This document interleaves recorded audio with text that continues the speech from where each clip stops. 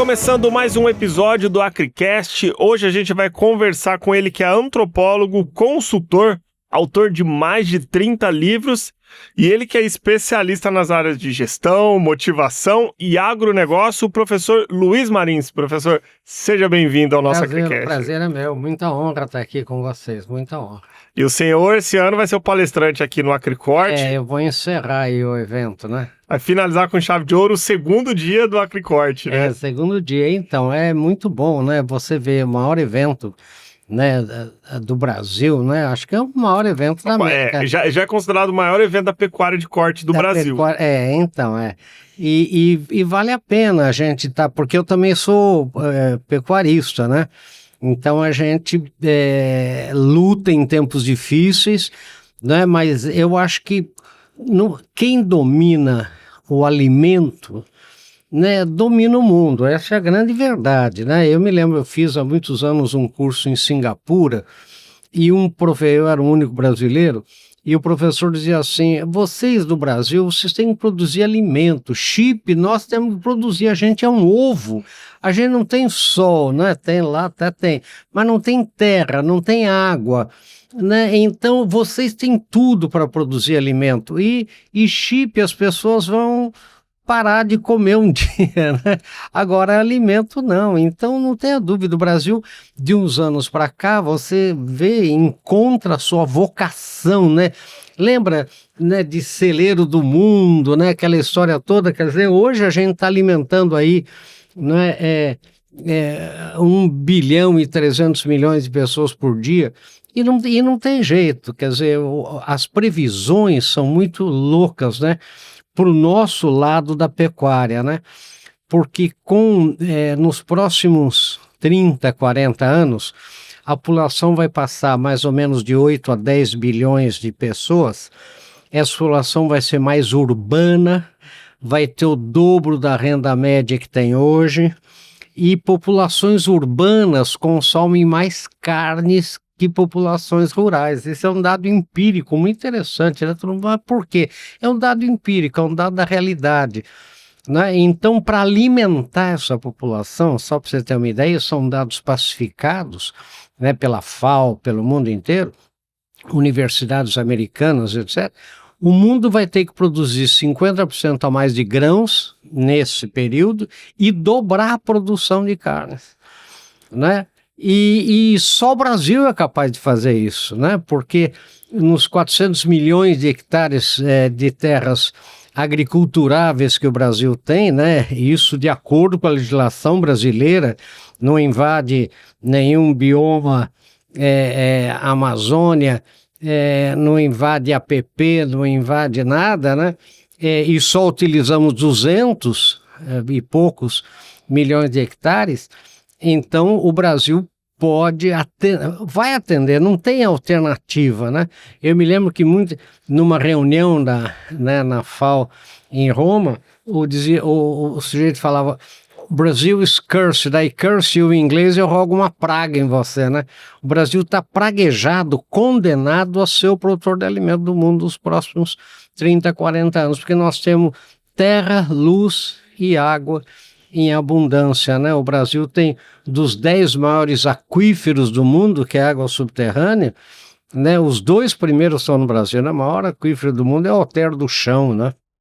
Que fica inteirinho no território brasileiro, né? No Pará, um pedacinho do Amapá, um pedaço do Amazonas, e o segundo é o Guarani, né? Então você vê que sempre achavam que era o primeiro, né? Mas só para você ter uma ideia, os dados mostram que só o Alter do Chão tem água subterrânea que poderia abastecer o planeta Terra sozinho por 250 anos. É bastante água, né? Então, e qual é o grande problema do chifre da África, da China, da Índia, do México? Água, né? Se tiver uma guerra mundial pela natureza, é água, né? Não tenha dúvida, né? E é interessante porque nós, no Brasil, além dessa abundância da água, a gente tem solo fértil, a gente tem um sol bom, A gente tem tudo que acaba colaborando. A gente tem a questão que não tem neve, não tem terremoto, não tem vulcão. Terra, luz e água em abundância, né? Volume de terra. O Brasil tem mais terra agriculturável, para você ter uma ideia, que os Estados Unidos e a Rússia juntos, né? Num estudo feito pelo Ministério da Agricultura dos Estados Unidos, né? O FDA, quer dizer, mostrou que o Brasil é o único capaz, até 2027, de aumentar sua produção em 41%. O resto é 10%, no máximo. Isso por causa da guerra da Ucrânia, né, que foi feito esse estudo. Então o Brasil Se a gente analisa os últimos 15, 20 anos, o que o Brasil já veio dobrando de produção, né? Exatamente. E é interessante que a produção, tanto do agro ali quanto a pecuária, está produzindo mais no mesmo espaço. No mesmo espaço, isso que eu digo, que a produtividade mesmo, né, do agro brasileiro é incrível, principalmente da pecuária. E a tendência é melhorar, aumentar isso. É aumentar, né? Não tenha dúvida, é aumentar. Você vê, se você comparar, por exemplo, a produtividade da pecuária brasileira com a pecuária americana, você vê se o que nós temos para melhorar em termos de produtividade, sem invadir nenhuma, né? Dentro da lei, né? Dentro da lei, sem nada. E o Brasil é o que mais preserva, né, gente? 66,3% do território brasileiro é preservado, né? E mais de 30% preservado pelo produtor rural, né? Tanto nascente de água quanto matas. Gente, deixa eu falar uma coisa para você. Reserva legal em área produtiva só existe no Brasil. Então, a gente é campeão. E é obrigado, né? E é por isso que o mundo fica, né, um pouco apavorado com o Brasil, né, no bom sentido, porque sabe que quem domina alimento domina o mundo, né? Um exemplo que eu costumo dar é, por exemplo, você pega um bioma amazônico, 60% precisa ser preservado, né? 80% precisa ser preservado. Então, é a mesma coisa de comparar uma pessoa que é dona de um hotel, que tem 10 quartos, mas ela pode usar só 2. Só 2. Mas ela tem que manter aqueles outros 8 arrumadinho, intocável. E é civil e penalmente responsável pelo hotel inteiro. Pelo hotel inteiro, mas ele pode lucrar em cima de 2. Em cima de 2. Veja, no Centro-Oeste 35%, no resto do Brasil 20%. E em áreas absolutamente produtivas, né? Isso não existe. Né? Eu já vi alguma coisa, essa é uma reserva legal, você vai ver pedra, né? Você vai ver uma região que não é improdutiva no Brasil, não. Às vezes não faz nem um sequestro de carbono, porque dependendo do... E outra coisa, né? O nosso boi, né? O boi a pasto, quer dizer, ou seja, o mundo inteiro, quando eu digo que ele fica apavorado com a competência do Brasil no agronegócio, principalmente na pecuária, é porque é imbatível, né? E outra coisa, é o país com o menor subsídio do mundo, né? No setor do agronegócio, né? Com 3,1%, é o menor do mundo. Eu conheço, tenho amigos produtores rurais na Europa, vivem do subsídio, né? Se parar o subsídio, eles quebra. Não é por isso que tem um dado, né, que é muito louco, né, que ninguém entende muito, quer dizer, a idade média do produtor rural, gente. A idade média do produtor rural alemão é 76 anos. A idade média do produtor rural americano, 67 anos. A idade média do produtor rural brasileiro tem 2 dados. Um é 42 anos, outro é 46 anos. Mas olha a diferença. Agora, todo mundo me pergunta, mas por quê? Ele falou, porque na Europa e nos Estados Unidos, a Europa, né, a União Europeia, 21% de subsídio. Estados Unidos, 12% de subsídio, Brasil, 3,1%. Bom, agora, pra você ter uma ideia, os filhos sabem que isso é insustentável no médio e longo prazo. Então, o filho não fica no negócio. o filho é um mico, né? A produção rural nos Estados Unidos e Europa, porque vive do subsídio, quase que, né, muito mais na União Europeia do que nos Estados Unidos. Mas, então, os filhos, eu quando estudava nos Estados Unidos, toda a escola secundária tinha o famoso FFA, Futuros Fazendeiros da América, que era um grêmio, mas era o grêmio mais badalado. Hoje não existe mais. Só para você ter uma ideia, não existe mais nas escolas o FFA.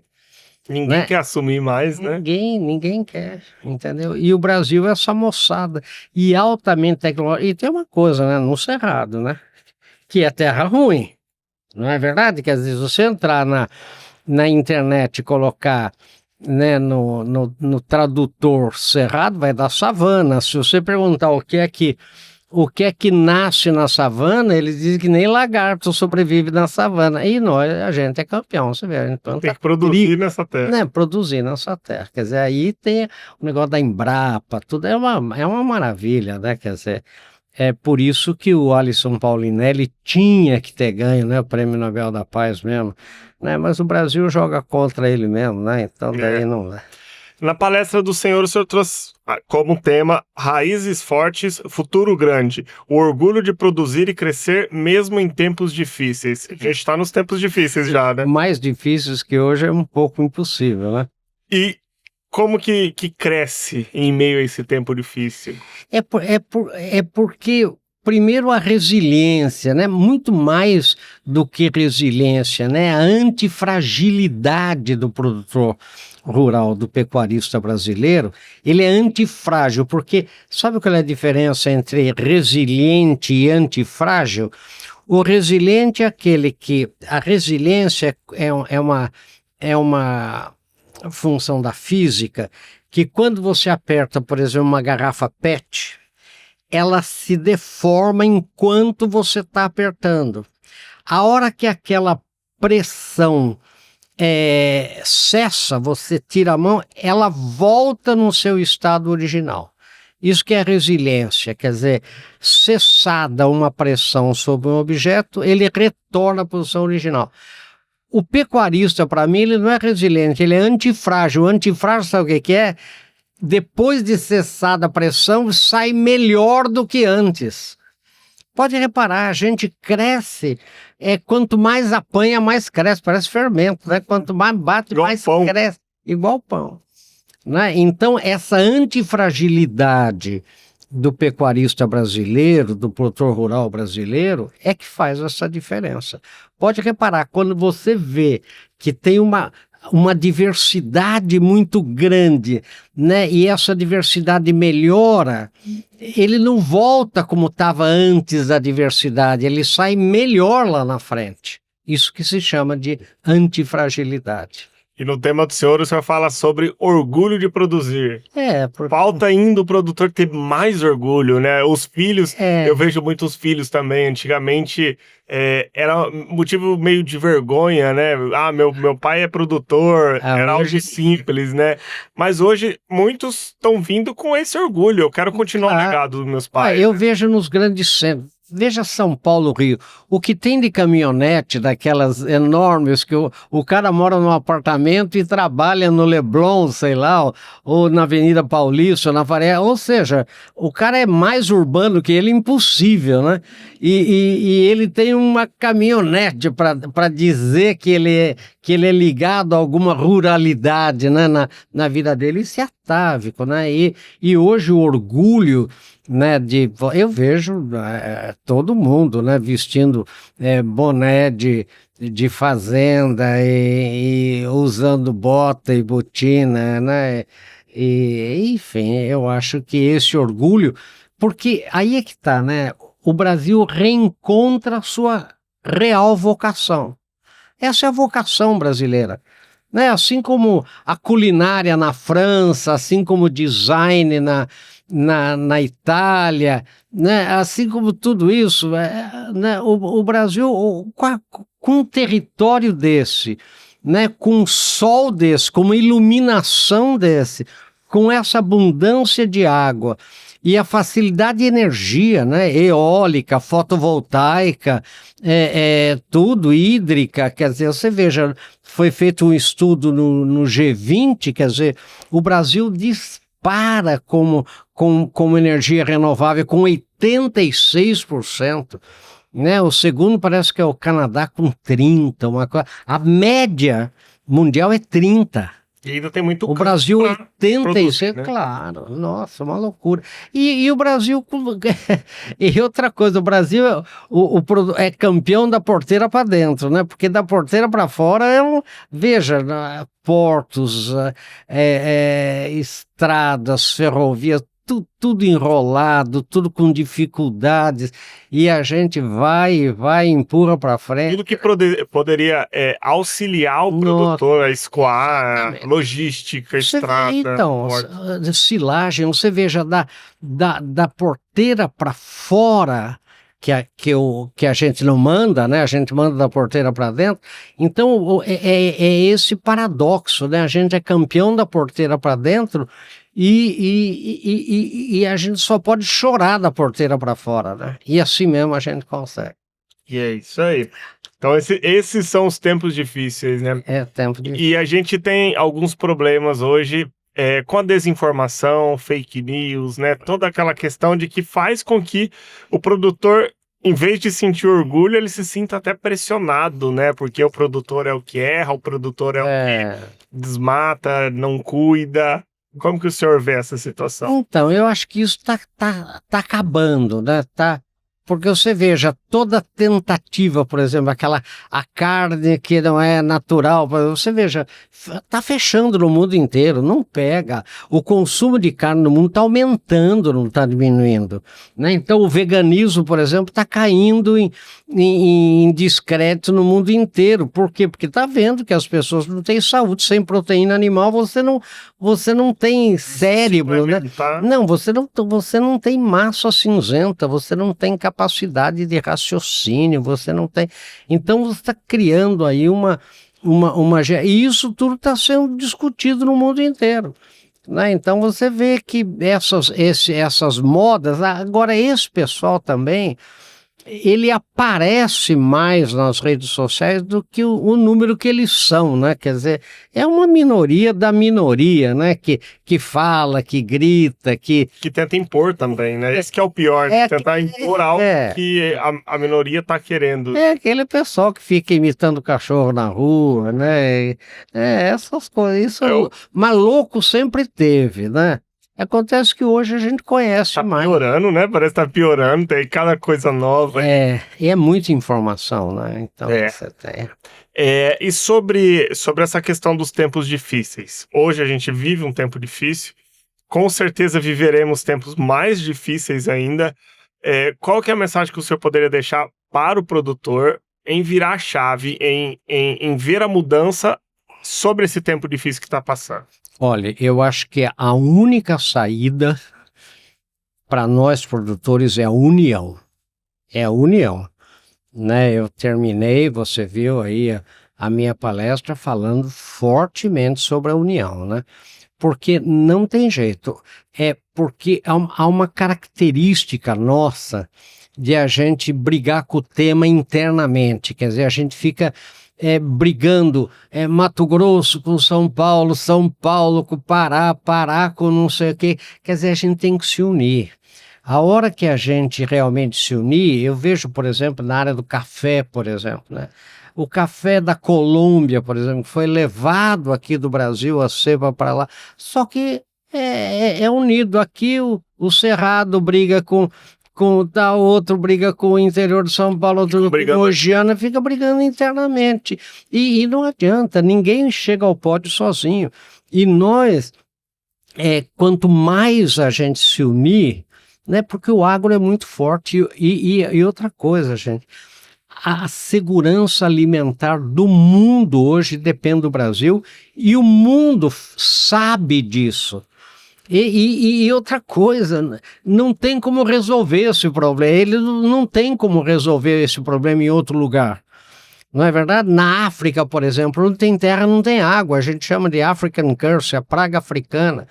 né? Onde ocorre água, né? Onde tem terra boa, não tem água. Então, e esses aquíferos, que é, por exemplo, o Núbia, que é o terceiro maior do mundo, está na região mais conflituosa da África, muito difícil, aquele Sudão, é muito complicado.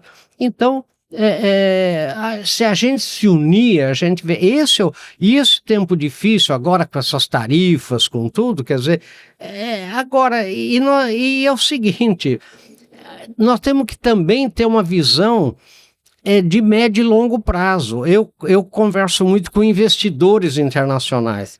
E quando eu falo para eles, vocês não ficam preocupados com o Brasil, com esse governo complicado, com essa insegurança jurídica? Você sabe o que os ingleses me dizem, o que os gestores de grandes... Eles falam assim, professor, as pessoas morrem. Ou seja, nós estamos pensando em 20 anos, nós estamos pensando em 30 anos. Agora, a gente tem que produzir e viver hoje, não é verdade? Então a gente tem que se unir, mas tem que ter essa visão que a gente chama de diacrônica, né? Dia em grego é através de, cronos é tempo, através do tempo, né?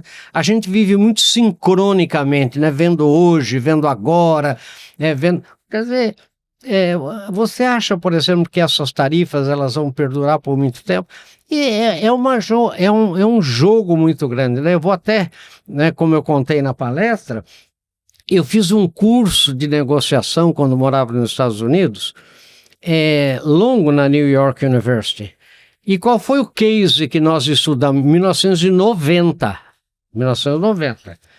Um tal de Donald Trump.